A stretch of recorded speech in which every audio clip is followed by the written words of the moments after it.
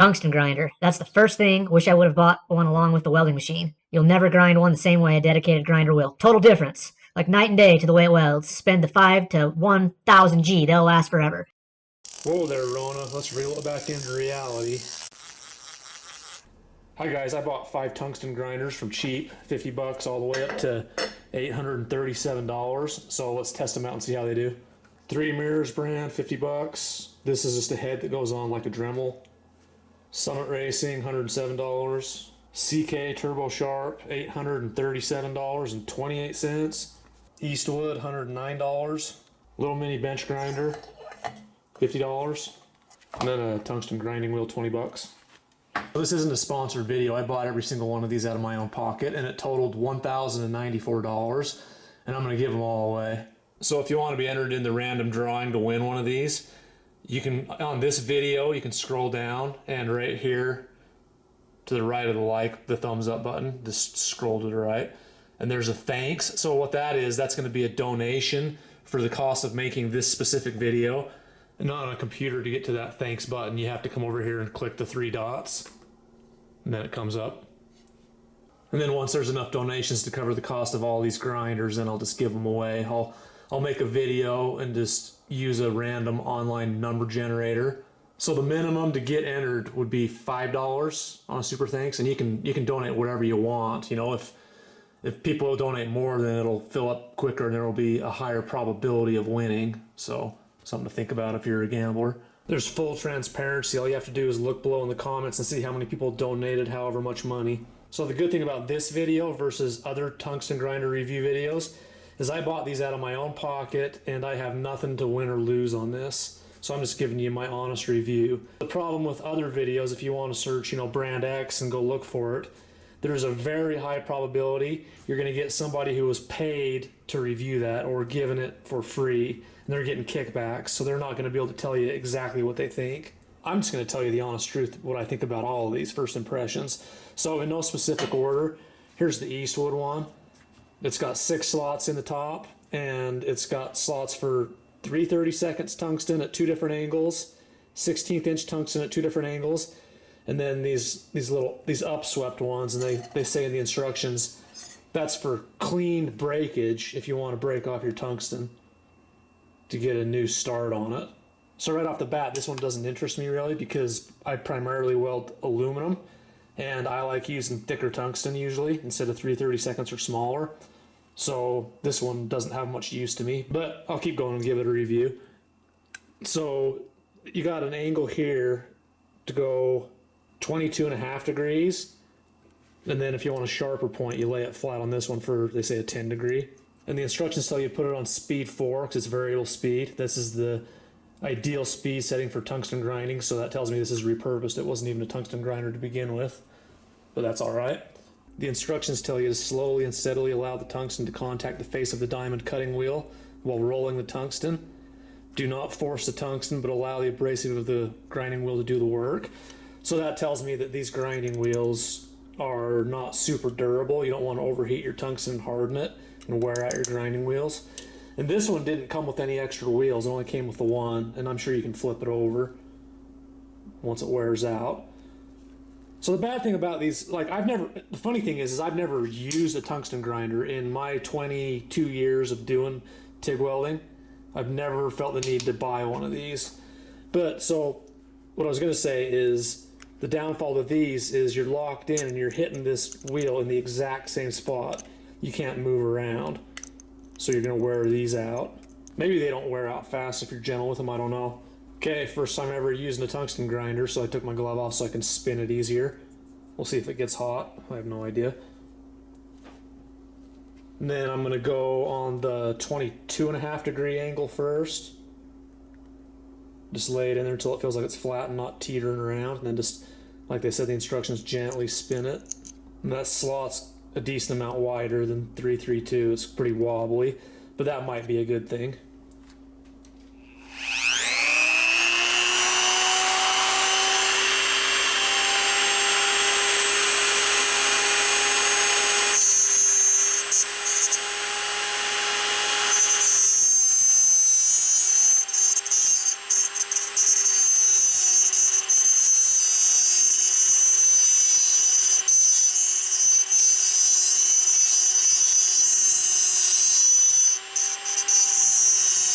It's kind of tricky to feel where it's flat on this angle so you're not teetering.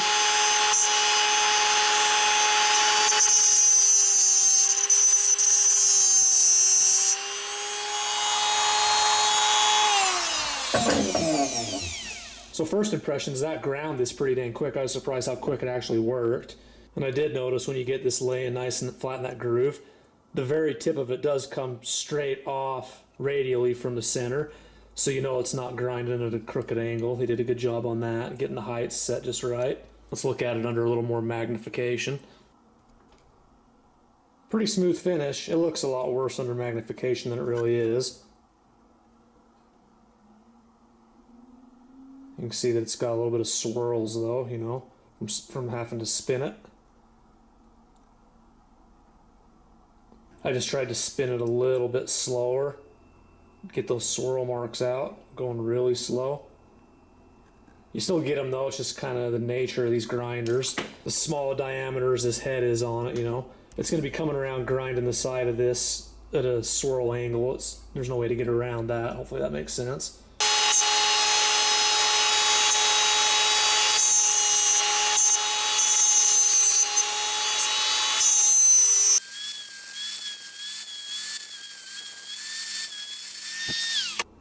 So this being my first time doing this, it's a little bit awkward because I'm trying to keep spinning and not, like, you know, grab it and re-rotate. So I'm trying to avoid all flat spots, keep it as concentric as possible the whole way around.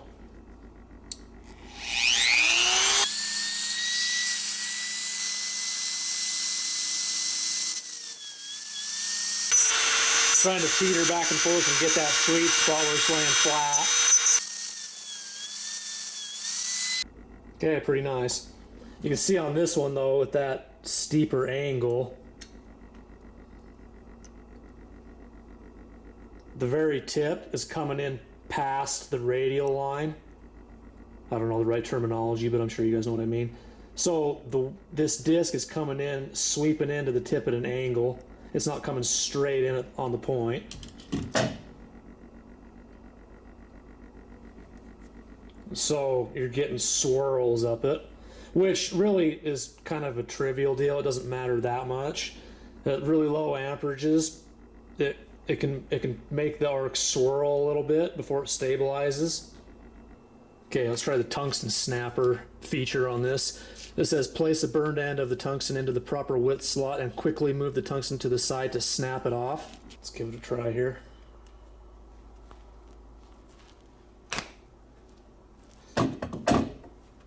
Okay, that's a pretty crap design in my opinion. Why would you want to break that off at an angle? See how horrible that breaks?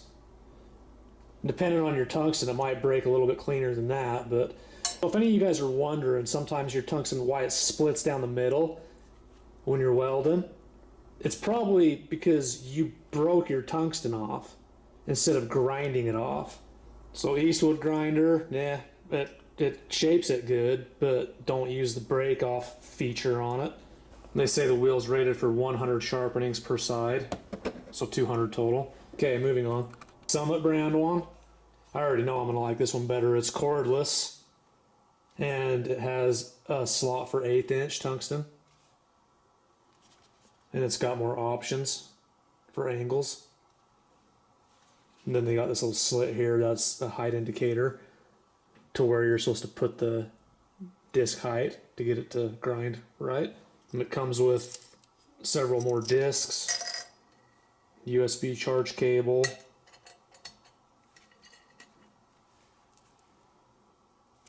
each of these little brass inserts are labeled for the diameter of tungsten.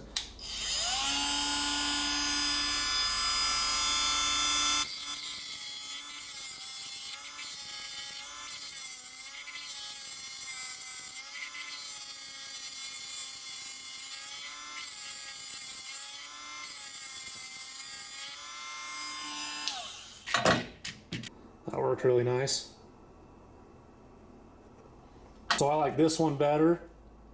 It's lighter weight too, and then you don't need to always be by a power plug. This one would be cool for if you were out in the field or, you know, in a big shop where you weren't always near a bench grinder or something. You could just keep it in your toolbox and have it ready to go. But this style has a flaw too. There's no perfect scenario. So let's say you know welding aluminum, you accidentally touch your tungsten and it gobs up with aluminum on it, or even stainless or steel. So you want to regrind it, you're not going to be able to fit it through this small precision hole. You're going to have to go over and grind all that steel or aluminum off this first before you're using this. There's no way to get in here with this grinder and clean it up first. And this $50 attachment you can get on Amazon that goes on a Dremel is nearly identical to the one I just showed you.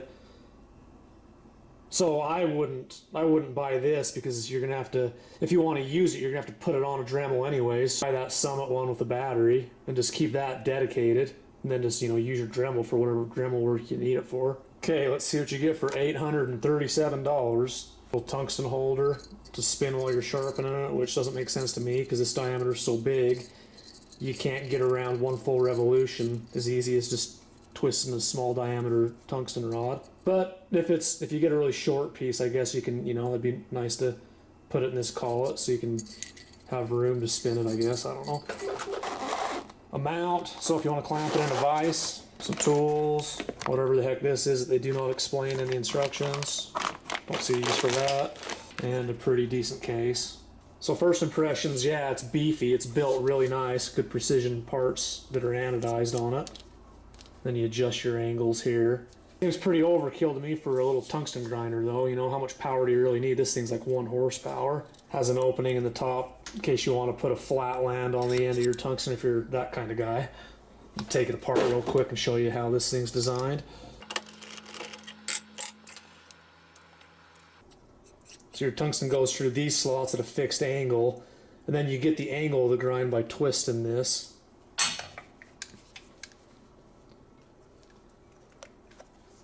See the wheel down in there? And this is a bigger, thicker, more heavy-duty wheel, so I'm sure it'll last a lot longer. This one only came with 1 wheel, so I don't know, you have to source out new ones and buy them. They're going to cost more than those little ones. One good thing they thought about on this, the instructions say, you can adjust this, you can spin the head to get different grinding locations on the disc, so you're not just running a rut in one single spot and wearing the discs out quicker, so that's kind of cool. I don't know if it's $837 cool, but okay, same thing, it's variable speed, so I'm assuming this thing's been repurposed from some big grinder, you know, with a different head on it. And I can't find anywhere in the instructions where they tell you what speed they want you to put it at. So I'd be mindful I wouldn't run it wide open because you might overheat your tungsten and smoke the disc quick. This one goes from 0 to 6. I'll just put it at 3, leave it there. And then their sharpening angles, they're measuring them different. They're measuring them like the other guys are measuring it from 0 down here, you know, up to 10 and then 22.5. This one seems like it's measuring from 90 degrees down. We'll start with their 60-degree measurement though and see how it does on 1/8 inch.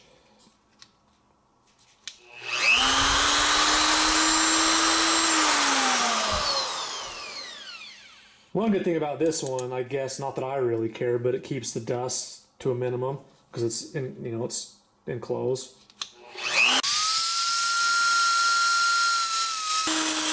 Okay, one thing I don't like about this is I can't see what I'm doing.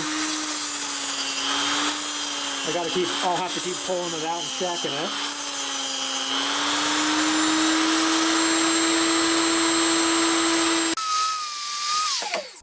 That works pretty quick for that blunt angle. I don't know why the heck you don't want to sharpen it to that blunt of an angle though. Okay, let's get it down to something that I'd actually use. Try 30, see how that does.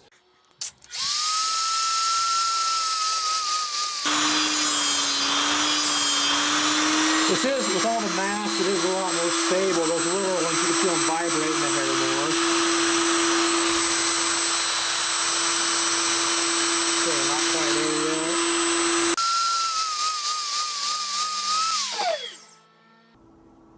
Like I said earlier, when you get it under magnification, it looks a lot worse than it really is. That's actually a pretty nice smooth finish.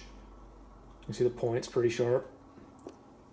Okay, so they explain this is a feature. If you're the type of guy that likes to flatten the tip off, you can put it in here and face it. Give that a shot.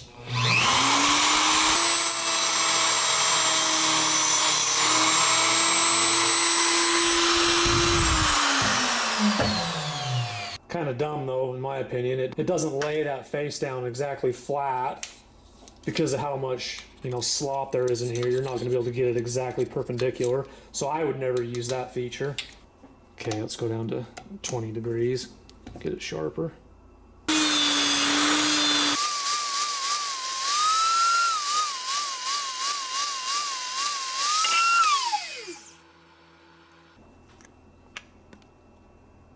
Okay, that one's really sharp. I still don't like how it's putting the swirls in these though. See how you get those swirls going up it because of how small these discs are and it's coming in on the side. No matter how slow and carefully you spin it, you're still going to get those twist marks. Okay, let's see how long of a piece of tungsten you need to be able to use this. I'm going to grab it right there where I could spin it.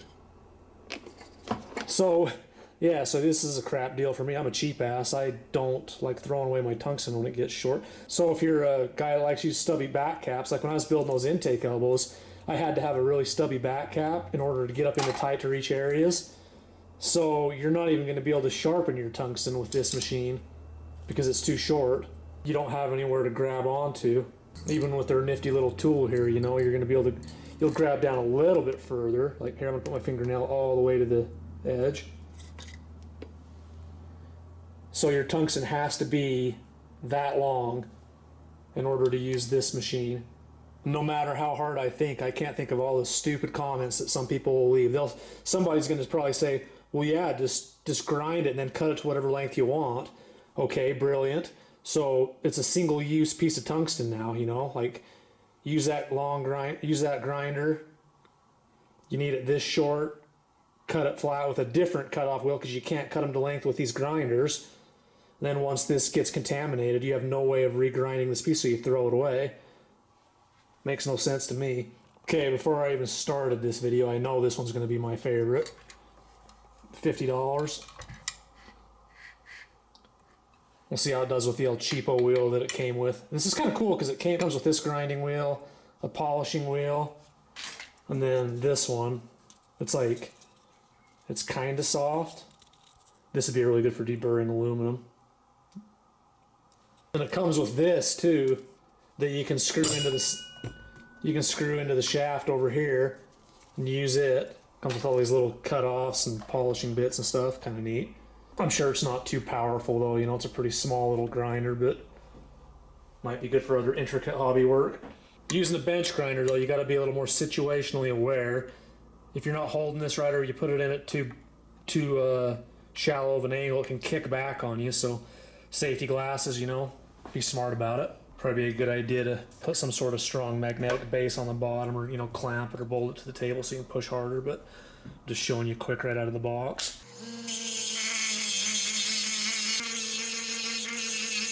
As hard of a metal as tungsten is, if you just stay in one spot, you're going to cut a rut into these cheap grinding stones. So just keep moving, you know, light pressure and keep moving around.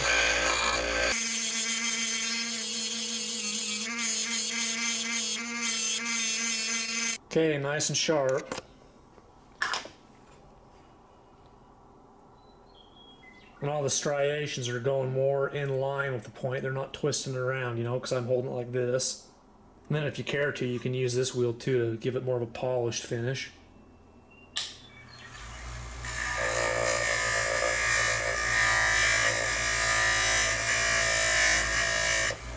This is the diamond wheel I put on. I'll leave a link below for all this stuff. This is specifically for ceramics and tungsten.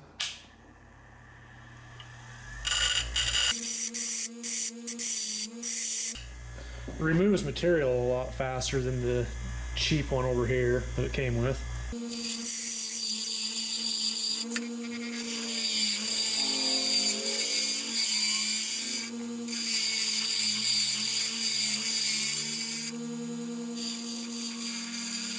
Okay, this is my favorite by far. You can grind it at any angle you want. Even the cheap wheel is going to last longer. And you can use this for other things. More versatility.